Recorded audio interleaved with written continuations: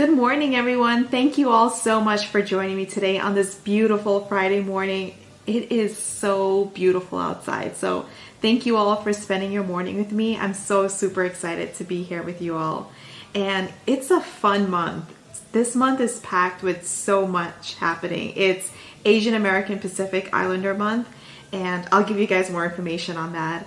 It's Mother's Day month, it's graduation, the kids are getting out of school, so much happening, and it's beautiful weather. I love spring, and this is the perfect month.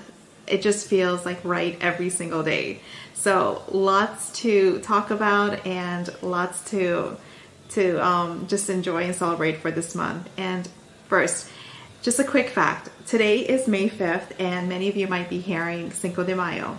And a quick fact is today is not Mexican Independence Day. As most of us might hear, it being a celebration of Mexican independence, it's not. It's actually a celebration of a victory of a battle in Mexico, the Battle of Puebla.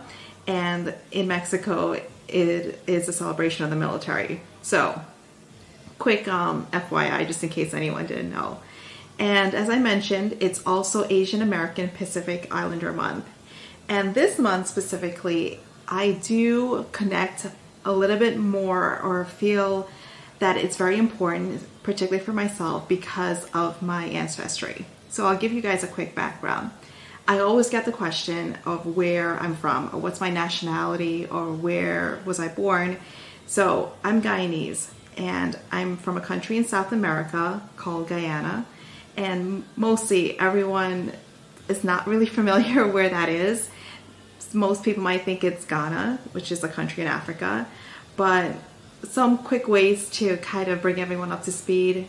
Mostly everyone is aware of Jim Jones, not the rapper, the cult leader who had a bunch of people or brought a bunch of people down to Guyana and Jonestown, and unfortunately there was a mass cult episode there. So that's one way that most people might have heard of Guyana in the past. But it is a country right above Brazil and next to Venezuela. It's very tropical, lots of indigenous people still that live there, very rainforest, and the Amazon rainforest is right there. So it's very beautiful. And surprisingly, I have not been back since I left way back in the 80s, in 1989. So I have not been back, unfortunately, but from pictures and for updates to family, it looks absolutely gorgeous, and there's a lot happening there.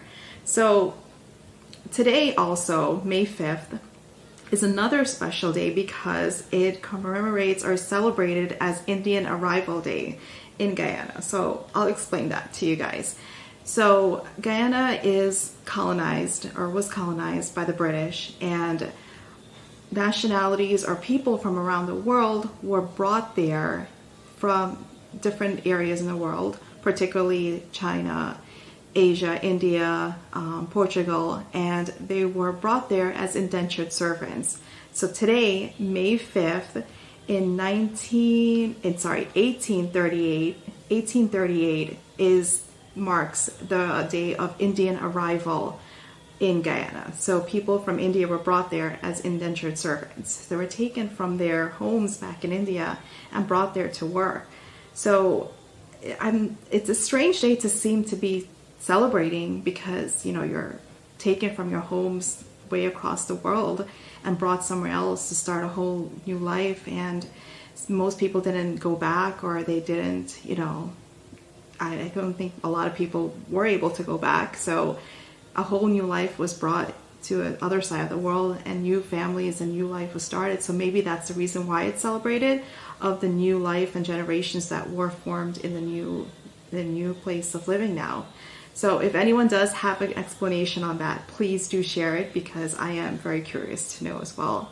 And bringing it back now and associating it with what I mentioned first of this month being of Asian Pacific Islander month, I do associate myself with being of Asian descent because I fall closely to this category when I'm filling out demographic paperwork. There's no particular demographic on paperwork that comes close to someone of Guyanese descent or like West Indian.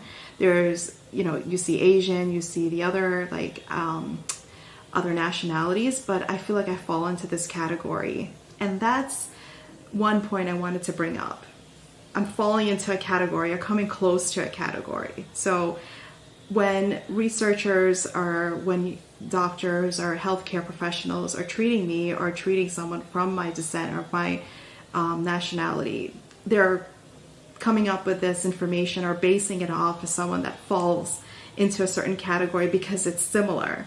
So there's not a lot of research out there, and this is why I was always stressing and always bringing up the importance of precision medicine and the project I'm working on, all of us. So now that you have a lot more people aware of taking a stance in their health and being active and proactive in their healthcare, it's so important to contribute to research projects that focus on precision medicine for this exact reason. We shouldn't have to fall into a category or come close to a category to get information on how to treat our patients or treat ourselves. We should be able to have as much information to provide good quality patient care, right?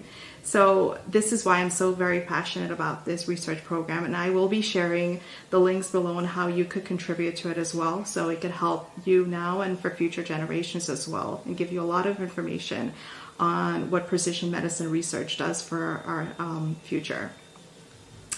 And let's see, what else is coming up this month? So my Google page is now officially live. So it's live and active online. So thank you to everyone who's been reaching out and contributing their reviews. If you were a client or a patient or we worked together in the past, please do leave your comments. It helps others to understand the services I do provide. So thank you all again ahead of time for all of the reviews and comments I've been getting. I really, really appreciate it. Also, the book reviews as well on Amazon. Thank you all so much for all of the amazing feedback that I'm getting from all different platforms. It really honestly does help a lot, and I really value all of your feedback and all of your responses I've been getting. And I did mention as well last week that there's another project I'm working on, and this one is different than the STEM series that I mentioned that I'm still creating with the kids. So this one, I'll give you a little bit more information now that it's coming very close to the time of being published. It's a coloring book that is composed of all of the different specialties of pharmacy. And this year, May, marks 15 years since I've graduated St. John's. And I initially wanted to create something for the graduating class of my alma mater and give them something commemorating my anniversary of the date. So that was my initial intention, and I think it worked out perfect because of all of the media and all of the references we were getting to the practice of pharmacy and the profession of pharmacy, because everywhere that I turn or everywhere that anyone I speak to who's outside of the profession or who are not really finding their niche in the profession, they really don't recommend it, or they always say something negative about it. So why? Exactly what does that mean? Or why would you say that? Or what's the reasoning behind it? So a lot of it has to do with patient education and just public education, and just not familiarizing yourself with all of the many aspects of pharmacy. Because back in the days, I've only noticed that people only know of retail pharmacy and hospital pharmacy. Those were an industry. So those are the main areas that you could practice. But after compiling this book, I came up with over 50 specialties in pharmacy, which is amazing. And I apologize ahead of time because it was supposed to be published way before this, but I kept adding more and more specialties on because I kept finding out more and more existed, which is great, but it will make it on time for graduation gifts and for anyone in the profession who wants to gift it as something for graduating. But so just a quick heads up, sorry about the delay, but it will be coming out soon. So there's over 50 different areas of specialty in pharmacy, which is absolutely amazing. There's not just retail, not just hospital, but so many different ways that you could practice and provide patient care. I think that's absolutely amazing. And the way that it was presented, it makes you wonder, like, what else can I do? If I'm not happy in a certain area where I'm working, step out of that particular field that you're in, or go and research or look for something else that might be of interest and practice where you're happy. Don't stay in a situation where you're going to be unhappy and just keep on going through the cycle of saying, well, I hate it, or I'll never recommend it, or I won't do good in it, because you have so many opportunities to practice at the top of your license still and still be able to enjoy what you do, because you have to enjoy what you do. And this is your profession. You have to love it. It's like a marriage. If you're not happy in it, or you're not going to be, you're not putting in the work, or you're not fully there, you're just going to be miserable. You have to find your level of happiness and just work on it and make it your own. So own your space. And I will give you guys a quick printout of the cover.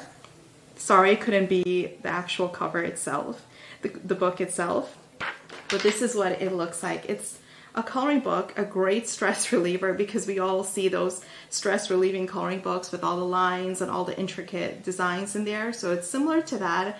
And, you know, adults could color it for fun. The kids could color it to learn about all the different areas of pharmacy practice, even the little ones. Like, think of it as being in the pharmacy waiting room while you're waiting for your prescription. There's this coloring book there, like the doctor's office they have, or sometimes you go to the restaurants, they give you a coloring sheet. So it's similar to that, where it's a great captivating way to keep the kids entertained while you're waiting, hopefully not too long for your prescriptions.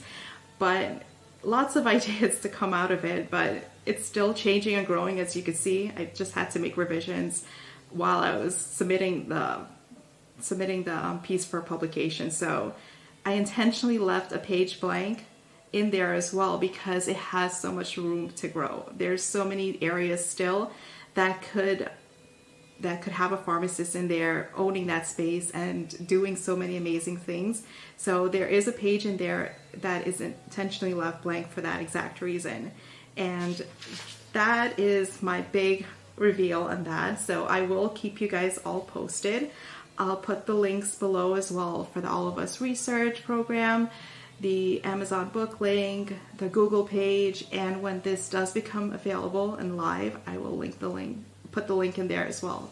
It will be same as before, be able to purchase on different books retailers throughout the world. Amazon will be listed first, and I'll keep you guys posted. Thank you all for spending your Friday morning with me, and enjoy the weekend, and see you guys. Bye.